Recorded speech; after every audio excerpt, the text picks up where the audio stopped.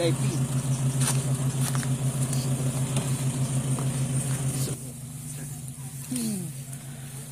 InsyaAllah. Dia antara kata ulama Malaysia tu antara ini dan ini. Antara duanya lah. Kalau tak ada pun mungkin keluarga dia juga ni. InsyaAllah. Baik. Assalamualaikum warahmatullahi wabarakatuh. Alhamdulillah sampai kita ke makam seorang ulama silam yang sangat-sangat silam, yang merupakan kepala ataupun pengasas kepada keturunan para wali di alam Melayu ni. Nah, itulah makam Syed Ali Nurul Alam. Syed Ali Nurul Alam bin Maulana Syed Husin Jamanil Kubra.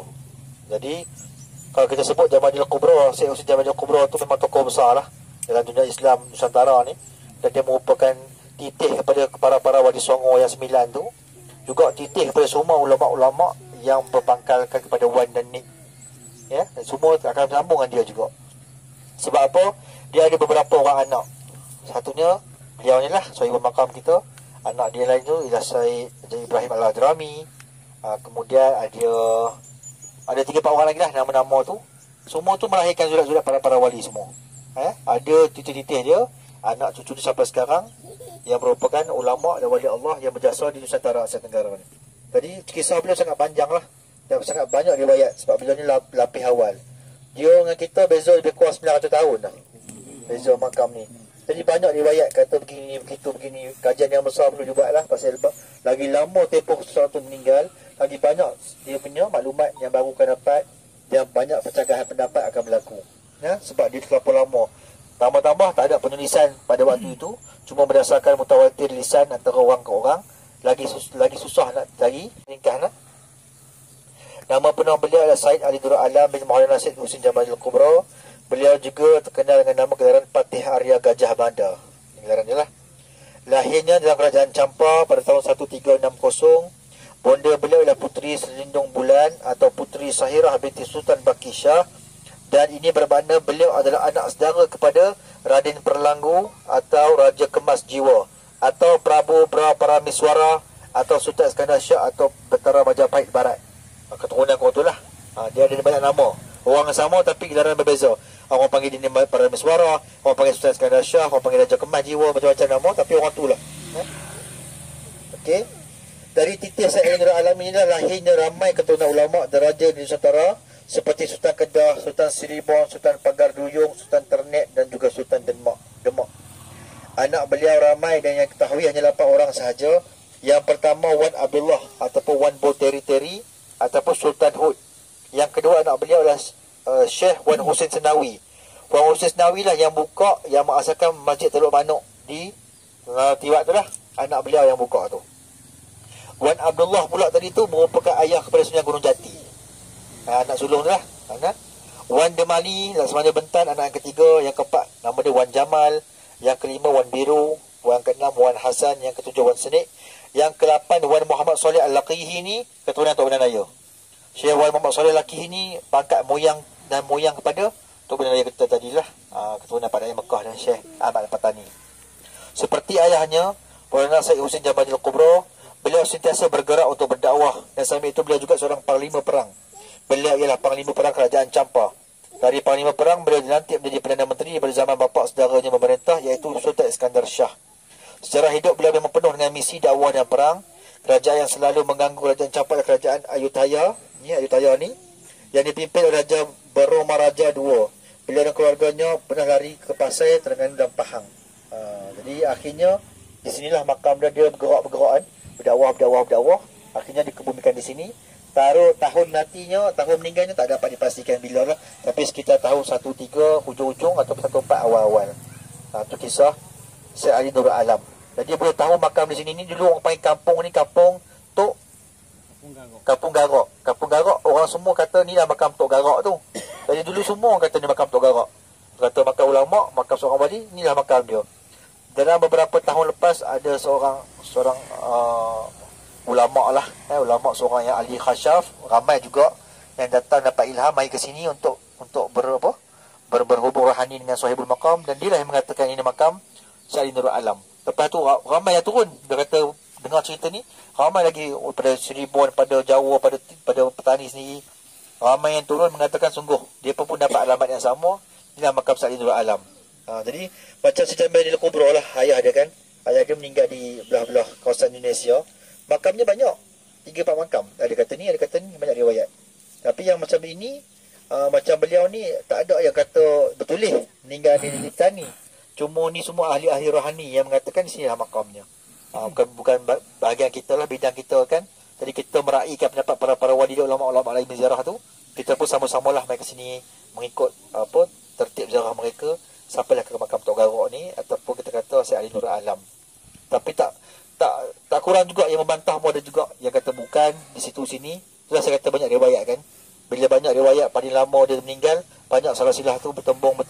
Ada yang menafi, ada yang mengiyakan. Tapi kita orang awam ni terima belaka lah, insya-Allah. Nah. Jadi itu saja saya ada maklumat. Kalau Ustaz Razi ada tambah-tambah ke? Tak ada, babo. Benda apa? Makam kat sana. Oh, tak ada kacamata.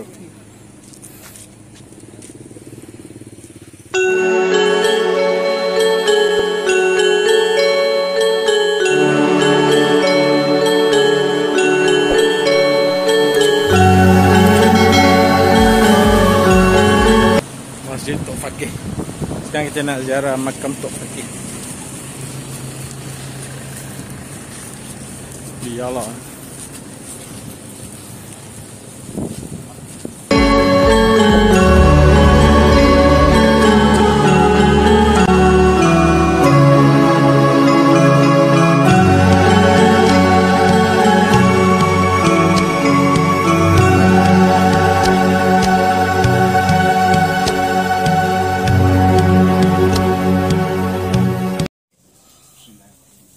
Alhamdulillah, syukur kepada Allah Subhanahu Wa Taala.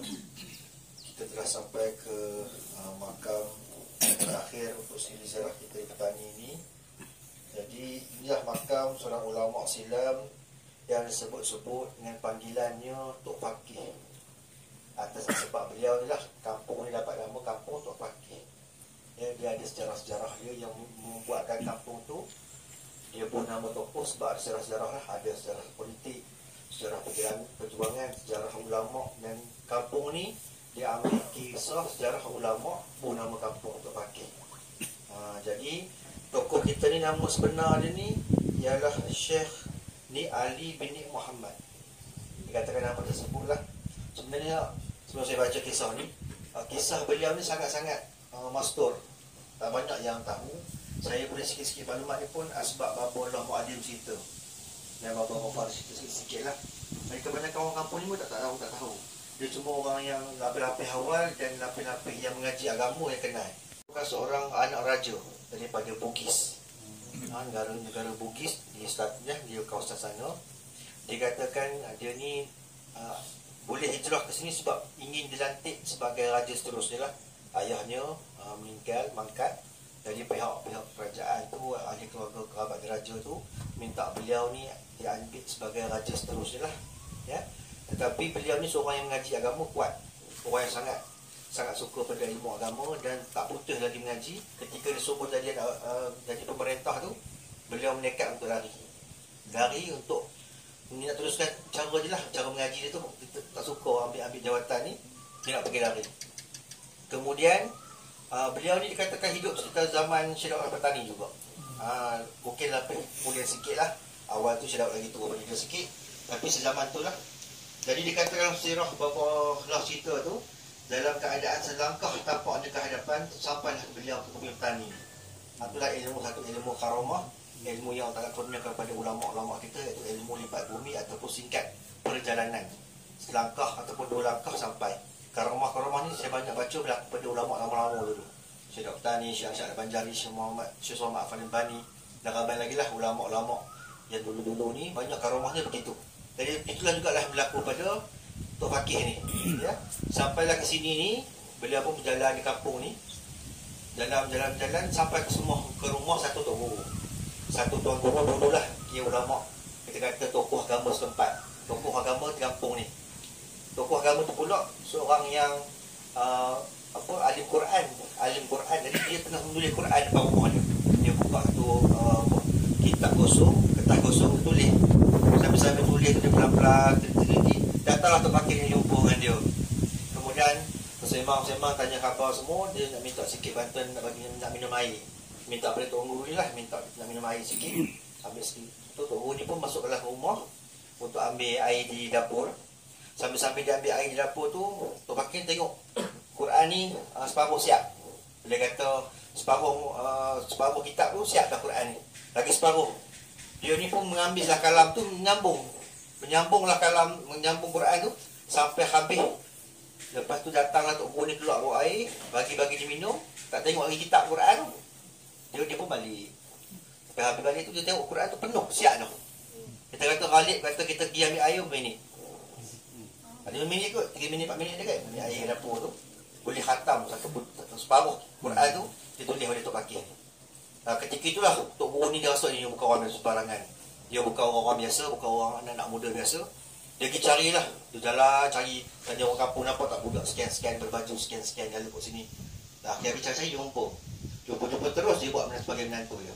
Ambil Tok Pakir ni dari menantu dia, menikah anak dia. Dan kepada Tok Pakir ni pula dia merupakan pengasas pondok pertama lah di kawasan ni. Dia dah buka pondok, buka madrasah pengajian, dia buka pondok-pondok kecil, dah ramai orang mengaji. Semua kawasan pondok dia kata orang belah. Salah-salah semua dia pondok-pondok lama. Lepas tu dia pun mula-mula mengajar. Ada beberapa juga karomah yang beliau ni selain pada tu. Antaranya apa? Hak tu. Ada orang menyaksikan lah. Satu ketika tu ada orang mari daripada Bangkok, saya gajah putih hilang. Kemudian yang saya gajah tu pun katanya waliullah juga. Jumpa dengan Tok Pakir ni dia buat. Kemudian Tok Pakir ni dia kerbau tu, menyemok kerbau tu, kayu luar pokok kerbau tu, dia pocok atas sana, dia duduk atas tu. Kawan tadi tu penyemok ada pokok gajah tu lah, pocok duduk atas tu lah, sama-sama duduk atas kayu uncing. Lepas tu dalam keadaan ada orang tengok. Semua daripada rumah dia. Ada nampak rumah mereka ni duduk atas kayu pacok. Pokok lembu gajah tu atas tu. Mustahil ada tu. Lepas tu masa dulu tu sebelum ini ada lagi seorang tapi sekarang meninggal dah. Dia satu Tok Pakir ni tahun kali dia balik ke kampung dia di Indonesia. Kemudian ada orang kampung ni nak ikut dia. Boleh dia tak ikut. Lepas tu pegang dia pejam mata sampai sana. Apabila sampai sana duduk sana, Tok Pakir ni duduk lebih kurang 2-3 hari, dia nak balik sini. Depa ni tak mau balik. Depa duduk sampai setahun pula. Lepas tu bawa balik dia cerita pula. Orang kampung ni. Dia duduk sana. Masa lagi sekelip mata. Balik lagi. Tu dah banyak batu. Kata tu orang nak boleh tak risau betul-betul. Yang masa dulu tu kebanyakan orang sini ni apabila ada hajat apa, niatlah mai buat kambing apa, mai niat macam-macam lah. Dia ada tempat tu untuk sembelih kambing itu. Dulu banyak orang kambing sini, melepas kambing sini. Ada niat hajat, dapat hajat melepas kambing sini, melepas kambing sini.